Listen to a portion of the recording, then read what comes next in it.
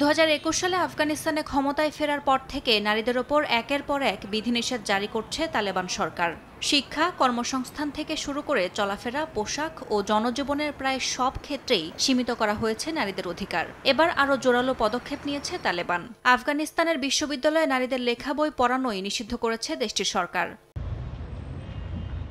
তালেবান সরকারের নতুন নির্দেশনায় 680টি বইয়ের তালিকা প্রকাশ করা হয়েছে।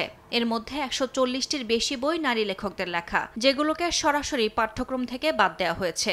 একই সঙ্গে বিশ্ববিদ্যালয়গুলোকে জানানো হয়েছে এসব বই শরিয়া বিরোধী ও তালেবান নীতির সঙ্গে অসামঞ্জস্যপূর্ণ। শিক্ষার পাঠ্যক্রম থেকে বাদ দেওয়া হয়েছে 18টি বিষয়। এর মধ্যে 6টি সরাসরি নারীদের নিয়ে, যেমন নারীর সমাজতত্ত্ব, যোগাযোগে নারীর ভূমিকা এবং জেন্ডার অ্যান্ড ডেভেলপমেন্ট। তালেবান কর্তৃপক্ষের দাবি, এসব সিদ্ধান্ত নিয়েছে ধর্মীয় আলেম ও বিশেষজ্ঞদের সমন্বয়ে গঠিত কমিটি। তবে বই নিষিদ্ধ হওয়ায় নারীর চিন্তাধারাকে গলা টিপে হত্যা করা হচ্ছে বলে মন্তব্য করেছেন বিশ্ববিদ্যালয়ের অধ্যাপকরা।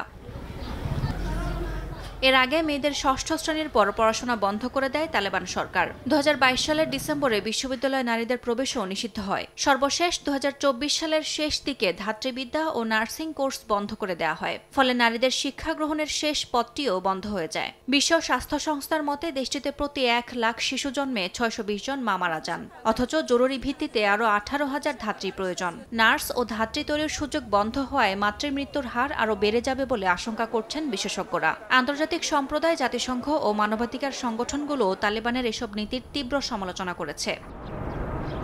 ইয়াসমিন অনন্যা, সময় সংবাদ।